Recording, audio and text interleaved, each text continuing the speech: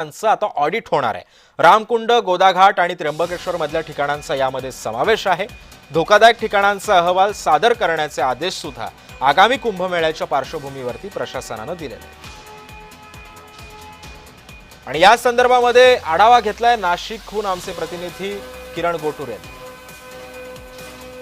आगामी कुंभमेळ्यासाठी आता तब्बल 25,000 कोटी रुपयांचा आराखडा जो आहे तो राज्य आणि केंद्र सरकारकडनं हे तयार करण्यात आलेला आहे। आणि विशेष म्हणजे यातील जवळपास 7,000 कोटी रुपयांच्या निधीला देखील मंजुरी मिळणार आहे। त्यामुळे आगामी कुंभमेळ्यासाठी जे कामं, जे विविध विकास कामं केले जाणार आहेत त्या कामांना आता एकूणच गती मिळणार आहे। मी नाशिकच्या रामकुंड भागामध्ये आहे। खरं तर याच भागामध्ये या संपूर्ण कुंभमेळ्यातील अमृत स्नान हे होत असतात। या संपूर्ण भागामध्ये अनेक विकास कामं ही केली जाणार आहेत। आणि विशेष म्हणजे या संपूर्ण भागामध्ये जे छोटे मोठे ब्रिज आहेत या सगळ्या ब्रिजचे ऑडिट केलं जाणार आहे। कारण कुंभमेळ्यामध्ये खूप मोठ्या प्रमाणात गर्दी या संपूर्ण भागामध्ये जे आहे ते होत असतो। लोक इथे अमृत स्नानासाठी गर्दी करत असतात आणि त्यामुळे या संपूर्ण भागामध्ये कुठलाही अनुचित प्रकार घडू नये आणि त्यामुळेच प्रशासनाने विशेष हे खबरदारी घेतलेली आहे। आपण समोर हे जे ब्रिज आहे असे अनेक छोटे मोठे ब्रिज या भागामध्ये आहेत। त्या सगळ्या ब्रिजचं ऑडिट करून येत्या 15 दिवसांमध्ये अहवाल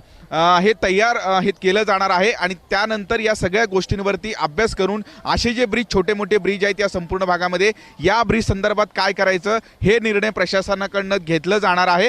त्यामुळे आगामी कुंभमेळ्यासाठी आता एकूणच हे प्रशासन कामाला लागल्याचं आपल्याला बघायला मिळतोय। किरण गोटूर, जय महाराष्ट्र न्यूज, नाशिक।